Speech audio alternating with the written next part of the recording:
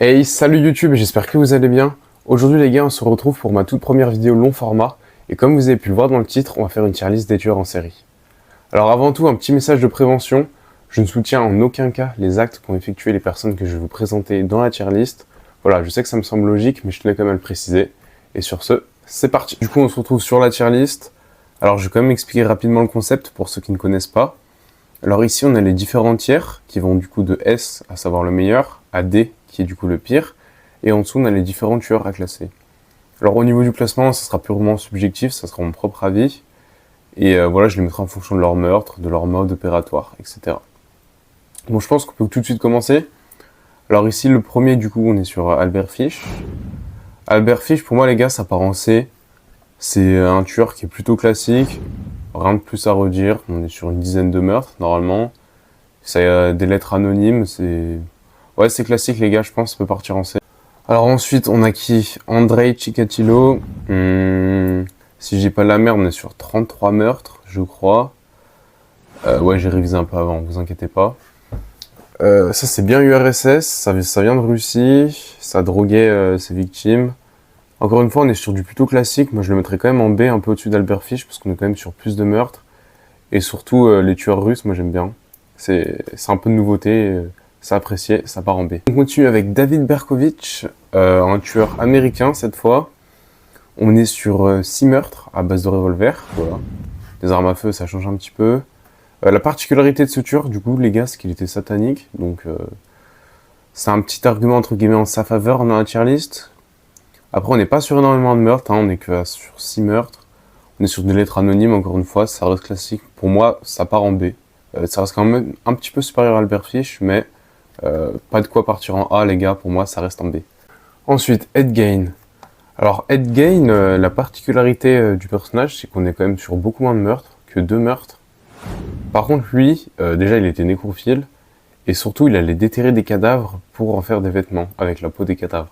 Il faisait notamment des ceintures avec la peau, ou encore une fois, je crois qu'il enfilait les cadavres en mettant la peau des cadavres sur la sienne.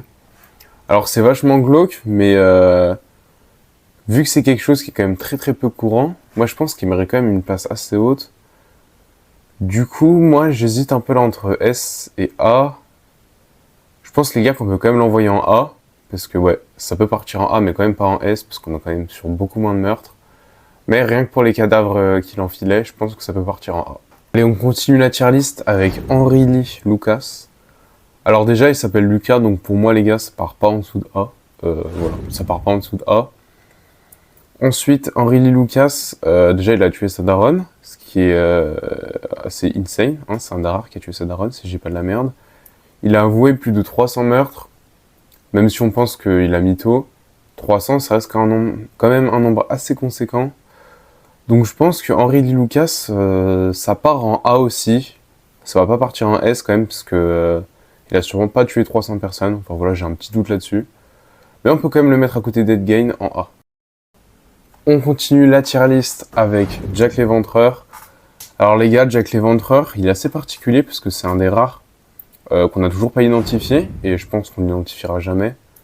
Bon, il est totalement connu, je vais pas trop développer son histoire, je pense qu'on connaît tous un peu ce qu'il a fait. Voilà, il a tué pendant l'époque victorienne de Londres, on est sur 5 corps, si je dis pas de la merde. Je vais quand même vérifier ça. Et voilà, il a toujours échappé à la police, il tuait principalement des prostituées. Voilà, on est vraiment dans l'époque Sherlock Holmes, Jack l'Éventreur. C'est un petit peu la légende, entre guillemets, des tueurs en série. Donc pour moi, je pense que les gars, ça peut partir en S, surtout pour le fait qu'on sait toujours pas qui c'est et qu'il est très très bon. Ouais, donc je pense que Jack l'Éventreur, les gars, ça part en S. Obligé. On poursuit la tier list avec Joseph Kallinger. Alors la particularité de Joseph Kallinger, c'est qu'il était schizophrène, voilà, faut le savoir. La deuxième particularité, c'est qu'il tuait les gens avec son fils de 12 ans, voilà. Le gosse devait assister son daron en train de découper des corps tous les week-ends. On n'a pas eu la même enfance, hein, clairement. Joseph Kallinger, excepté le fait qu'il tue avec son fils, moi je le trouve pas fou en fait. Et voilà, en plus de meurtre, il y avait de la torture. Les trucs de torture, moi les gars, ça me chauffe pas trop, je pense. Ça part en C. Titre personnel, j'aime pas trop. Donc ouais, ça va partir en C. Charles Manson. Alors Charles Manson, les gars, c'était tout simplement un leader d'une secte, la famille Manson. Et lui, il a pas tué directement, il a ordonné le meurtre de 9 personnes. Donc indirectement, c'est le seul qui a pas tué ici. Bon les gars, Charles Manson, je vais pas trop m'attarder sur son histoire, sinon ça serait long. Je pense en faire une vidéo dédiée d'ailleurs. N'hésitez pas à me dire si vous la voulez dans les commentaires. Charles Manson, moi tout ce qui est secte, j'aime beaucoup. Pour moi, ça part en S aussi. Voilà, parce que ça reste quand même un leader charismatique et tout, moi j'apprécie. Puis voilà, tout ce qui est manipulation autour de la secte, moi j'aime bien. Donc Charles Manson, ça part en S. On continue avec Richard Ramirez. Alors Richard Ramirez, je crois qu'il s'intéressait un peu au satanisme, mais j'ai pas eu l'information comme quoi il était vraiment satanique. Alors lui, c'est quelqu'un qui était vraiment dans l'extrême violence, la torture. Comme je dis précédemment, mais c'est pas quelque chose que je trouve qui me fascine entre guillemets chez les tueurs en série. Bien que les gars, je sois pas fasciné par les tueurs en série, hein, je préfère vous le dire tout de suite. Je fais juste cette vidéo pour rester un peu dans le thème de la chaîne. Mais ouais, non, pour moi les gars, ça part en C. Par contre, ça me fume comment il paraît tout gentil sur sa photo alors que c'est vraiment un monstre. C'est assez insane, je trouve. Ensuite, Ted Bundy. Alors Ted Bundy, lui, tu l'as tué que des femmes, 30 femmes normalement. Il les approchait en les charmant, voilà, c'était un peu un charmeur, comme moi j'ai envie de dire. Ouais, donc je vais couper ça au montage. Ted Bundy, quand même 30 meurtres, c'est beaucoup, sans se faire choper, c'est encore bien joué pour lui. Comme je dis, c'était un charmeur qui a tiré les femmes pour les tuer, c'est classique. Je crois qu'il a inspiré la série You, je suis pas sûr, je vais vérifier, je vous mettrai ça au montage, mais je crois qu'il a inspiré la série You.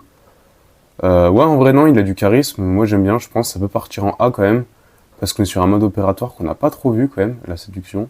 Donc je pense, ouais, ça peut partir en A, allez.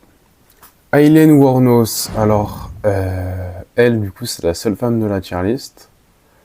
C'était une prostituée qui tuait ses clients, on est sur 7 meurtres d'hommes.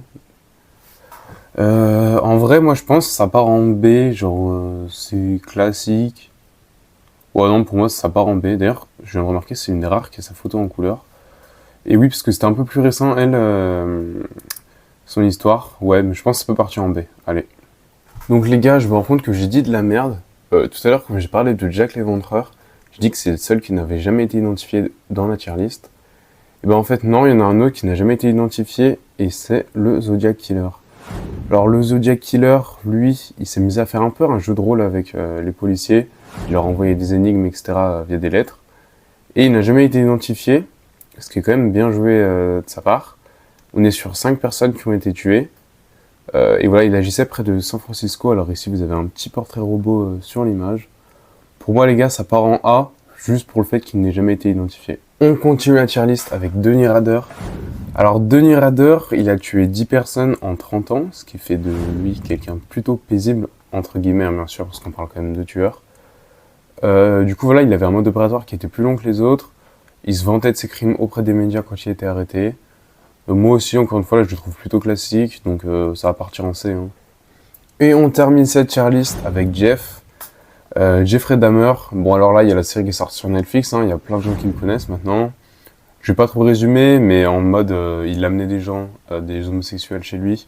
Il les droguait, il les tuait et il les découpait. Moi les gars, je l'envoie en D pour une raison particulière. J'aime pas, il y a trop eu de hype autour de lui à cause de la série Netflix et tout, moi j'aime pas trop. Ouais, je vais abréger sur Jeffrey Dahmer, mais pour moi les gars, ça part en D.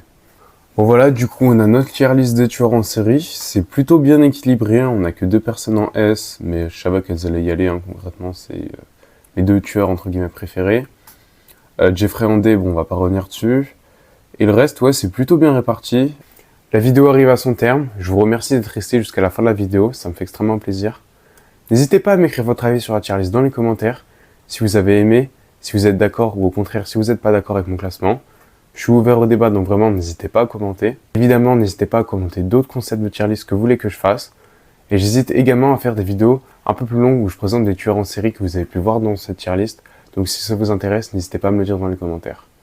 Encore une fois, je vous invite à partager cette vidéo, à la liker et enfin à vous abonner pour trouver plus de contenu horrifique.